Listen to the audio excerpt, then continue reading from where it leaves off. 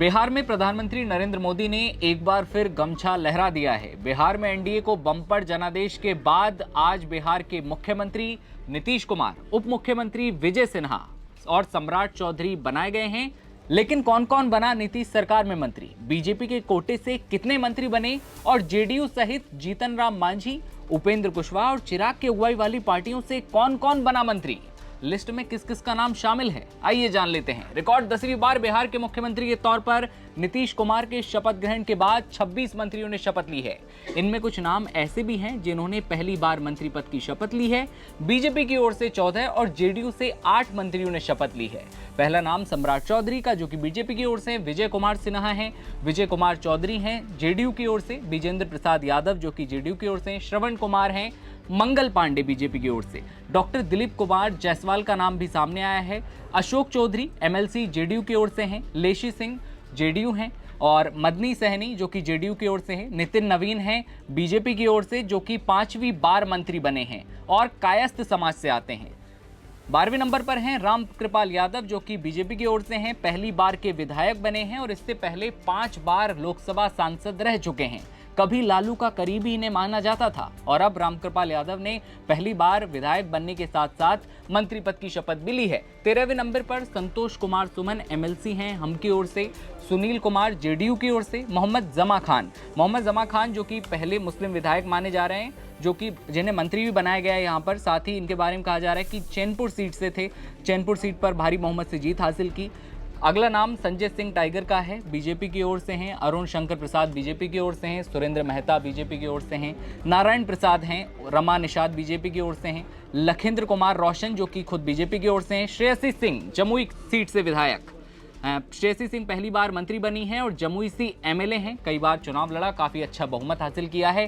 23वें number पर doctor Pramod Kumar हैं, जो कि जेडीयू की ओर से हैं। चिराग पासवान की एलजेपी रामविलास की ओर से अब जो मंत्री बने हैं उनके नाम भी आप जान लीजिए।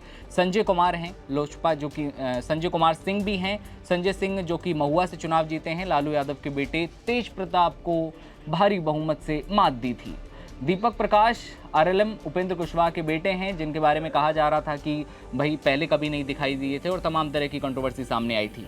लेकिन अब बिहार चुनाव में, या फिर कहें कि बिहार के इस मंत्रिमंडल में जातियों के समीकरण को अगर समझा जाए तो कुर्मी से 2 आते हैं, कुशवाहा समाज से 3 मंत्री बनाए गए हैं, राजपूत समाज से 4 मंत्री बनाए गए हैं तो दलित मंत्रियों की संख्या 5 है। वैश्य समाज से 4 मंत्री बनाए गए हैं तो भूमिहार मंत्रियों को जगह जो दी गई है उसमें 2 भूमिहार नेता हैं जिन्हें मंत्री बनाया गया है। ब्राह्मण समाज से 1 और 1 कायस्थ समाज से। 2 यादव समाज से भी हैं और 1 मुस्लिम समाज से मोहम्मद जमा खान का नाम आया था, वो हैं। निषाद समाज से 2 मंत्री बनाए गए हैं। इन 26 मंत्रियों में 3 महिलाएं शामिल हैं। वहीं पहली बार विधानसभा चुनाव में पहुंचे जो लोग हैं उनमें 3 विधायक भी मंत्री बनाए गए हैं, जिनके बारे में हमने आपको बताया जो प्रमुख नाम थे। नीतीश कुमार 74 साल की उम्र में पहली बार 2000 में बिहार के मुख्यमंत्री बने थे।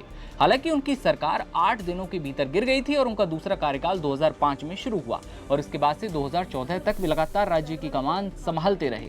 2014 के लोकसभा चुनाव में जेडीयू के खराब प्रदर्शन की जिम्मेदारी ली गई और उन्होंने पद से इस्तीफा दिया था, लेकिन कुछ समय बाद फिर मुख्यमंत्री पद की शपथ ली और आज शपथ ग्रहण समारोह जब हुआ तो प्रधानमंत्री नरेंद्र मोदी, केंद्रीय गृह मंत्री अमित शाह, भारतीय जनता पार्टी के राष्ट्रीय अध्यक्ष जेपी नड्डा और राष्ट्रीय जनतांत्रिक गठबंधन के कई और बड़े शीर्ष नेता भी शामिल हुए थे। कई राज्यों के मुख्यमंत्री इस मौके पर पहुंचे हुए थे।